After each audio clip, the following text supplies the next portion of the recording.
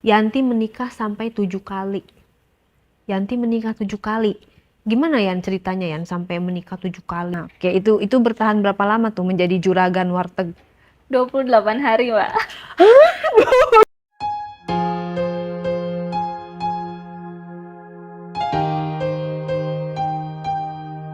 Ya. Terus alasan kamu dulu menikah pertama dengan suami yang sekarang apa? Dengan suami yang ini, Yang pertama. yang pertama ini. Ya karena kita kan sudah lama Pacarannya. ya pacaran dari zaman saya udah SMA sampai kuliah. Kemudian suami pertama itu menjalani rumah tangganya berapa lama dengan kamu? 1 tahun. 1 tahun, tidak punya anak ya? Tidak punya anak. Belum Pada saat suaminya. pernikahan yang berarti yang lebih membiayai kehidupan kamu dong? Saya Dia kerja apa? admin. Admin aja. Adminnya Admin. gaji berapa? Pada saat itu hanya 2,5 juta. Oh jauh dong, 2 juta sama 20 juta. Iya kan? Iya. Udah gaji dulu 2 juta, selingkuh lagi gitu. Terus kalau kamu mau gaji 20 juta boleh selingkuh? Ya harusnya enggak juga sih, Mbak. Ya kan kamu jawab sendiri Iya. ya. Setelah kamu bercerai, kamu masih dengan bos kamu? Tidak. Masih di perusahaan itu? Tidak. Saya hanya bertahan 2 bulan. Sampai dengan sidang cerai keluar, saya mengundurkan diri. Dengan alasan nggak enak itu tadi? Saya tidak mau melanjutkan karena buat saya itu pasti akan jadi kayak kecanduan. Karena emang orangnya baik banget, Mbak. Lembut banget dan emang kayaknya tahu banget gimana saya gitu maunya diperlakukan. Jarang banget orang yang kayak kamu. Lagi dienak-enakin malah melepaskan gitu loh. Maksudnya sadar diri gitu ya, kayak walaupun telat tapi hilafnya tuh langsung tobat gitu. Nah terus abis itu kamu melakukan apa? Kerja di mana? Saya memilih untuk pulang ke daerah, ke tempat nenek saya pada saat itu karena kan di Jakarta itu hanya ibu. Jadi karena saya pikir saya nggak bisa ngelupain kalau harus ada di tempat yang sama, di kota yang sama. Jadi saya hijrah ke tempat nenek saya. Saya ketemu sama lagi-lagi atasan saya. Jadi di daerah pun kamu bekerja lagi Bekerja menjadi lagi. Waktu itu saya jadi customer service Oke. di salah satu operator. Oh yang ditelepon itu ya, yang call center bukan? Yes. Call center. Call center. Gajinya berapa waktu itu? 4 juta. 4 juta. Kemudian ceritanya dengan bos lagi nih. Ya atasan saya, tapi itu masih bujang. Umurnya 2 tahun di bawah saya. Lalu? Ya dia tahu pribadi, dia tahu saya sudah janda. Dia sempat pada saat itu mau ngajak saya pacaran, tapi saya bilang saya nggak mau pacaran. Karena nggak munafik ya Mbak, kita tinggal di istilahnya tinggal di kota orang gitu kan, sama-sama udah dewasa juga, tidak tergiur untuk melakukan hal itu, apalagi saya janda, itu kayaknya nggak mungkin. Nggak ada gitu waktu kan. gitu ya pacaran ya. Terus Ya dia mau? kalau mau, ya dia mau, dia mau Nikah. Akhirnya kita nikah, cuman kayak 3 bulan pendekatan, sempat beberapa kali ngelamar ke rumah, tapi nyokap nggak setuju, akhirnya memutuskan untuk nikah siri. Nikah siri. Punya anak? Punya, Punya anak. punya, tapi sudah meninggal. Kalau itu panjang ceritanya. Anaknya kamu meninggal? Iya. Boleh diceritakan? Jadi dengan suami kedua saya rumah tangga itu 9 tahun. Tapi 3 tahun itu kita nikah siri tanpa sepengetahuan keluarga saya. Nah pada saat 3 tahun itu juga punya banyak dramanya Mbak. Dia itu ternyata pemakai. Dia makainya jenis apa? Waktu itu kan saya tinggalnya di Aceh. Ya tinggal di sana. Jadi dia di depan kamu makainya atau Enggak. sembunyi-sembunyi? Biasanya dia makainya di luar. Makainya di luar kamu tahu akhirnya? Enggak. Pada Tahu dari akhirnya mana? tahu. Tahu dari? Tahu dari pada saat penangkapan. Jadi dia sudah sempat keluar masuk penjara sebelumnya. Akhirnya dia ditangkap. Ditangkap. Gimana tuh pas ditangkapnya, lagi di mana? Lagi di pinggir pantai. Lagi liburan? Enggak, karena di sana itu kan dekat banget sama pantai Mbak. Jadi ya mungkin mereka biasa nongkrong di situ dengan teman-temannya, biasa makan di situ. Akhirnya ditangkap. Ditangkap. Terus kamu diberitahu? Iya, baru saya tahu pada saat itu. Sempat kecewa sih Mbak. Masuk? Masuk penjara? masuk penjara. Berapa lama? Yang pertama 3 bulan. Yang kedua? Yang kedua kali itu sempat 6 bulan, yang ketiga itu setahunan. Tuh ya, makanya jangan coba-coba. Kalau nggak kalian bakalan langganan keluar masuk. Terus anak kamu meninggal tuh gimana ceritanya? Karena pada saat dia yang ketiga kali, itu saya dalam keadaan hamil. Dan ketiga kali itu sebenarnya dia difitnah. Jadi seperti tukar kepala. Jadi ada yang cepu, dia dikeluarin. Ada orang yang dikeluarin, dia yang masuk. Dimasukin. Gitu. Tapi sebenarnya pada saat yang ketiga itu dia sudah sama sekali tidak menggunakan. Terus anak kamu meninggal gimana? Anak aku meninggal karena ada mafia. Jadi ternyata aku juga baru tahu dia itu tidak hanya pemakai tapi pengedar juga. Oke, nah terus anak kamu meninggal? Karena aku dikejar-kejar sama mafia. Oh, kamu lari-lari? Suami saya dikeluarin dari penjara secara diam-diam. Jadi ada mafia yang tidak, maksudnya dia tuh nggak terima. Kenapa nih kok bisa keluar tanpa uang jaminan segala macam gitu. Jadi Nah, terus si mafia ini datengin saya. Saya tahu sebenarnya dan dia sudah keluar. Memang saya yang keluarin, saya yang sembunyikan. Tapi saya bilang ke mafia itu kan abang yang penjarakan. Saya tidak tahu dia di mana. Oh, jadi kamu pasang Pada badan saat nih itu, buat pada suami saat itu saya kamu. lagi hamil 8 bulan. Hamil 8 bulan terus sehingga Dia datang ke counter. Jadi saya jualan pulsa waktu itu di mobil VW Kombi gitu di pinggir jalan. Dia datang ke situ. Jadi saya udah ditodong. Ditanya awalnya baik-baik, tapi karena saya menjawab, saya bilang saya nggak tahu. Yang saya tahu dia penjara ya dia di penjara. Saya bilang gitu kan, abang yang memenjarakan segala macam. Dia bilang nggak mungkin kamu istrinya nggak tahu karena dia nggak ada di penjara. Ya harusnya saya yang bertanya. Saya bilang kemana suami saya? Kok bisa nggak ada? Saya bilang begitu. Nggak, jangan bohong lah, dia bilang segala macam. Sampai saya diancam tuh Mbak di situ. Waktu itu saya udah nahan kontraksi karena emang mungkin udah stres juga ya, tapi berusaha untuk tenang. Sampai datang satu orang yang nolong. Mafia itu cabut. Udah, saya dengan keadaan sudah berdarah-darah, saya keluar, beresin mobil, saya nyetir sendiri. VW Kombi kan nggak ada power steering ya Mbak, dengan perut yang besar udah mentok ke rumah sakit gitu ya. Nggak langsung ke rumah sakit, saya pulang dulu ke rumah karena saya mau kasih tahu suami saya bahwa saya sudah aman, saya udah baik-baik aja. Jadi sekarang kalau misalnya dia mau pindah lokasi dulu untuk sementara waktu silakan. Ya situ saya sudah pingsan. Dan akhirnya ya, pada saat itu nggak telepon aja suaminya gitu ya? Kamu ke rumah sakit gitu ya? Kan kalau telepon takutnya disadap Mbak. Mengerikan itu ya? Karena sudah kejadian 2 kali sebelumnya, keluar masuk penjara, jadi udah pelajaran buat saya untuk lebih berhati-hati kalau misalnya ada kejadian lagi. Tapi kamu termasuk yang melindungi suami kamu, yang sayang sama suami kamu dong? Iya banget, karena yang sama yang kedua ini kita kayak ngejalaninnya itu benar-benar berjuang dari nol. Terus 9 tahun kan kamu? Ya, 9 tahun. Kenapa sampai 9 tahun? Kenapa nggak lanjut?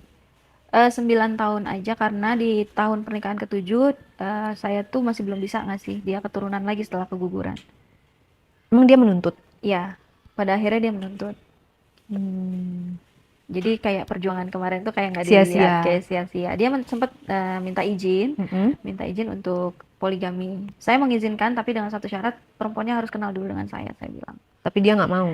Tapi ternyata dia sudah poligami duluan. Oh, jadi minta izin tuh hanya untuk kayak formalitas. Padahal sebenarnya udah gitu ya. Udah sama berapa istri? Satu. Jadi saya yang paling tua dan saya punya madu. Taunya dari mana dia udah duluan? Janda anak 3. Sebenarnya sudah banyak yang kasih tahu Mbak ke saya. Cuman karena feeling saya itu nggak mungkin. Saya masih yang menaruh rasa kepercayaan ke suami. Jadi selama itu belum keluar dari mulutnya dia, ya udah, saya tidak akan percaya dengan orang lain. Sampai dengan saya menemukan bukti itu sendiri. Waktu itu saya ketemu bukti dari chatnya di Instagram. Kamu samperin nggak? Saya ajakin ketemuan, tapi perempuannya tidak mau. Mereka berdua saling melindungi. Tidak kamu cari tahu tempat tinggalnya gitu? Saya tahu tempat tinggalnya, tapi kan tidak ada tahu yang detail. Jadi mantan suami saya yang kedua ini, dia amat sangat rapih Mbak untuk hal-hal seperti itu. Yalah, pasti main cantik lah ya. Ya, dan saya juga orangnya bukan tipikal yang mau ribut sebenarnya. Saya cuma mau ngajakin mereka ketemu, kita selesaikan masalah ini seperti apa. Tapi karena di situ suami juga bilangnya, kalau kamu mau tetap jadi istri saya, ya sudah, kamu ini aja katanya gitu. Kamu harus terima, tapi di poligami dalam satu rumah. Itu yang saya nggak bisa terima Mbak. Oh, jadi dia pengennya poligami dalam satu rumah. Ya. Tapi si perempuan itu pasti mau lah ya, karena dia yang kedua ya. Pasti mau. Kamunya nggak mau? Sayanya yang nggak mau. Belum sekuat itu saya bilang. Belum sekuat itu, jadi kamu menyerah. Kamu yang menggugat cerai dia? Saya yang menggugat cerai. Dengan memang kamu belum bawa anak, belum punya anak sama sekali berarti ya, sampai situ ya? Belum sampai. Saya baru punya anak nanti di suami kelima. Di suami kelima. Oh, nanti dulu sabar. Kita akan lanjut ke suami ketiga dulu. Iya. Setelah itu benar-benar divorce dan dia tidak mencegah ya. Dia mau aja gitu. Sempat dia maunya kembali, tapi memang dari sayanya berat, Mbak. Kalau untuk satu rumah. Dengan tuntutan satu rumah itu berat bagi saya. Emang dia udah hamil? Enggak juga sih. Itu yang saya bingung juga dari dia, sebegitu cintanya pada saat itu. Kamu Dengan dapat dari apa? agama. Dengan dari agama ya. Kamu dapat apa pada saat itu? Aset-aset atau apa? Enggak, Sama sekali? enggak, Dia nggak punya aset? enggak punya. Jadi kamu nggak menuntut juga ya harta Enggak. gonogini gitu ya? Yang saya perlu hanya bebas. 9 tahun berarti benar-benar sia-sia. Ya, Kamu istilahnya kamu sempet saya- keguguran karena ngelindungin dia. Saya juga sempat nungguin dia 3 bulan koma karena OD. Dia dia Sempat juga. kamu nungguin di rumah sakit. Ya.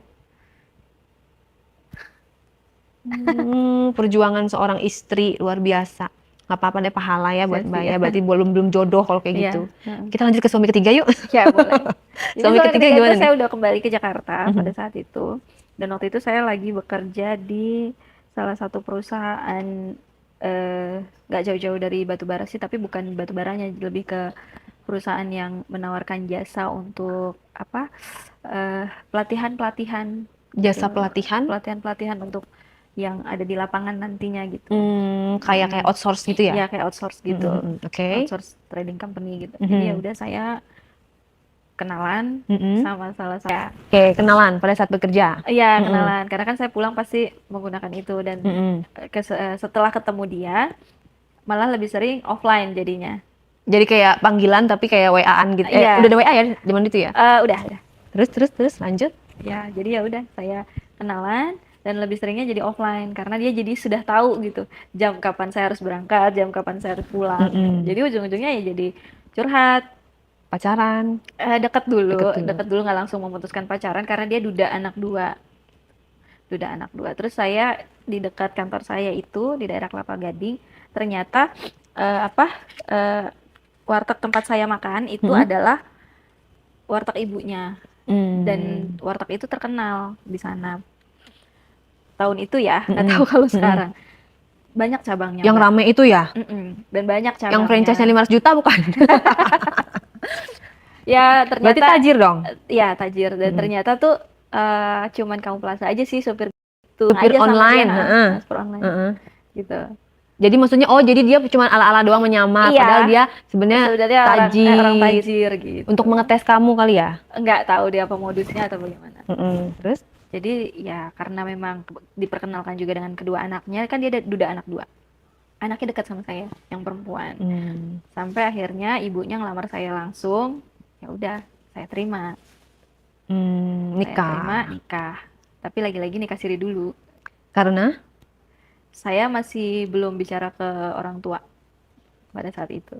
Dan juga kan masih terlalu cepat ya, Mbak. Waktu 2 bulan itu buat saya kayaknya belum bisa menentukan dia benar-benar baik buat saya atau enggak, karena kegagalan 2 kali sebelumnya itu kan yang 9 tahun tidak menjamin, yang bertahun-tahun tidak menjamin kita punya hubungan yang kuat ya.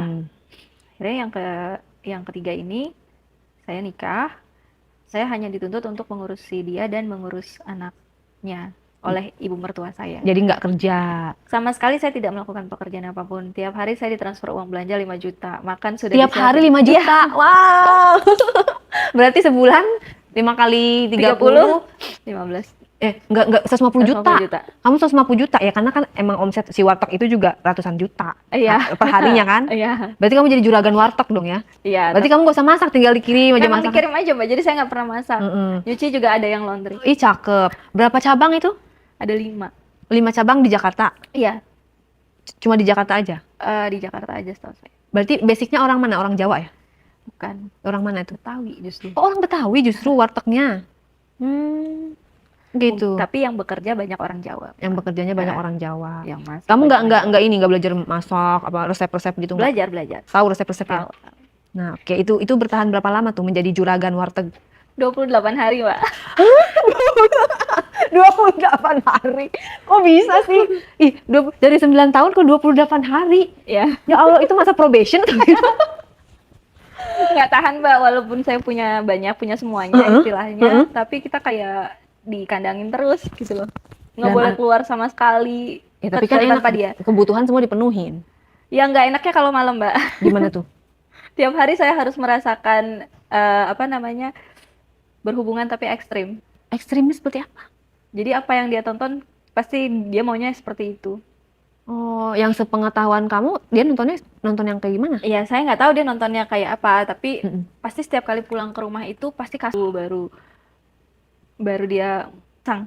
Ya Allah. Dan itu hampir setiap malam. Disundut rokok, disundut beneran? Iya, ada sih bekasnya di Sakit. Ada bekasnya? ada. Boleh diliatin nggak? Boleh diliatin sedikit.